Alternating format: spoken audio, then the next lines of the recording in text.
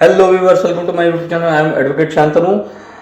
आज इस वीडियो का टॉपिक है कि जो निर्दोष व्यक्तियों पर बलात्कार का झूठा आरोप लगाने के मामले बढ़ रहे हैं और एक तरफ ऐसे मामलों से आरोपियों को अनगिनत कष्ट मिलते हैं, वहीं दूसरी तरफ ऐसे झूठे मामलों के कारण बलात्कार की वास्तविक विक्टिम जो होती हैं उनको भी न्याय के लिए लंबा इंतजार करना पड़ता है।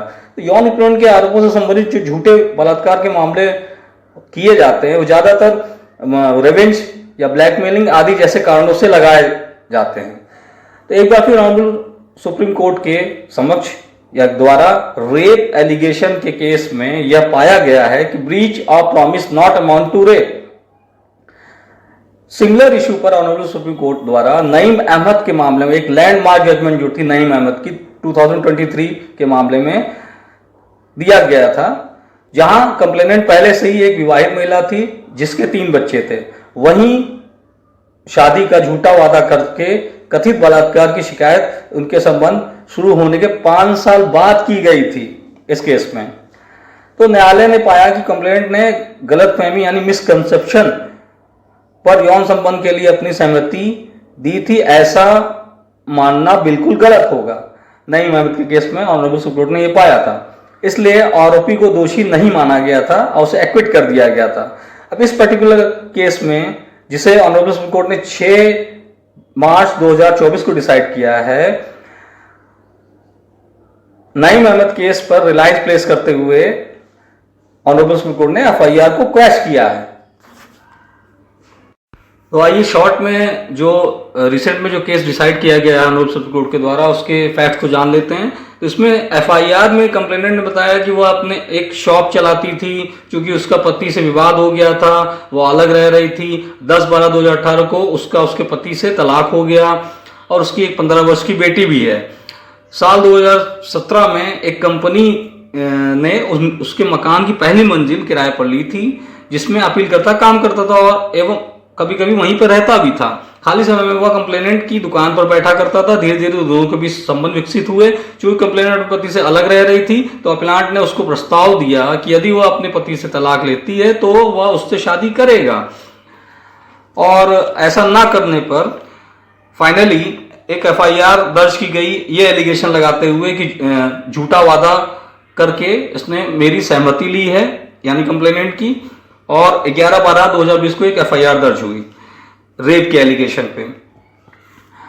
अब इस केस में पर्टिकुलर केस में ऑनरेबल सुप्रीम कोर्ट के द्वारा सीआरपीसी की धारा 164 के तहत भी जोर दिया गया है।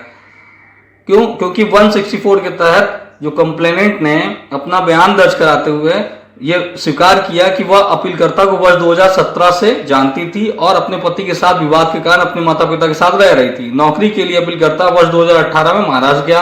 हालांकि वह उसके घर आया जाया करता था और शिकायतकर्ता के साथ साथ उसकी बेटी का भी वो ख्याल रखता था। वर्ष 2019 में अपीलकर्ता ने शिकायतकर्ता को आश्वासन दिया कि अगर वह अपने पति से तलाक लेती है तो वह उससे शादी करेगा। इसी वजह से कंप्लेनेंट ने अपने पति को तलाक दे दिया और जनवरी 2019 में एक मंदिर में अपीलकर्ता के साथ विवाह किया और उसके साथ वैवाहिक जीवन बिताने लगी। तो कंप्लेनेंट ने जो स्टेटमेंट या बयान सीआरपीसी सेक्शन 164 के तहत दिया, वह पूरी तरीके से अलग वर्जन उसमें बताया और एफआईआर का जो वर्जन था वो एकदम अलग था। तो ऑनरेबल सुप्रीम कोर्ट ने यह पाया कि पार्टी 2017 से रिलेशनशिप में थे। जनवरी 2019 में शादी करने का कुछ कथित वादा आया, जहां से उनके शारीरिक संबंध बनने शुरू हुए। रिकॉर्ड पर यह भी आ चुका है कि न केवल शिकायतकर्ता की सहमति बल्कि उसके माता पिता और बेटी की भी इस रिलेशन को लेकर सहमति थी। तो एफआईआर में कंप्लेनेंट ने जो तलाक की डेट बताई थी वो 10/12/2018 को बताया था, लेकिन जो कॉपी ऑफ डिक्री डिवोर्स की जो रिकॉर्ड पर मौजूद है उसमें तलाक की तारीख 13/1/2021 है। तो कंटेंट्स ऑफ द कंप्लेंट जिसके आधार पर एफआईआर रजिस्टर हुई और जो statement under section 164 CrPC complainant के द्वारा दिया गया है, दोनों से यह स्पष्ट है कि शुरुआत में शादी का कोई वादा नहीं किया गया था। यह ऐसा केस नहीं है कि जहां कंप्लेनेंट एक इमेच्योर एज की है जो अपने वेलफेयर के लिए सही निर्णय नहीं ले सकती है। तो इस केस में ऑनरेबल सुप्रीम कोर्ट ने पूरी तरीके से रिलायंस प्लेस किया नईम अहमद केस पर, जिसकी सेपरेट वीडियो मैंने पहले ही मेरे चैनल पे अवेलेबल है, जिसका डिस्क्रिप्शन मैं इस वीडियो के अंत में दे रहा हूं, आप उसको देख सकते हैं। मैंने उसमें पूरा एलोबरेट करके बताया था कि ऑनरेबल सुप्रीम कोर्ट ने नईम अहमद केस में क्या माना था। अब नईम अहमद केस जो था उसमें एक्विट किया गया था अक्यूज को, लेकिन यहां इस केस में जो रिसेंट में ऑनरेबल सुप्रीम कोर्ट ने दिया, इस केस में एफआईआर को क्वैश किया गया है ऑनरेबल सुप्रीम कोर्ट के द्वारा। यानी आपको ट्रायल भी फेस करने की जरूरत नहीं है। अगर ब्रीच ऑफ प्रॉमिस का मामला आ रहा है और आप गलत नहीं हैं, तो फ्रेंड्स होप सो आपको मेरी वीडियो पसंद आई होगी। Thanks for watching my video.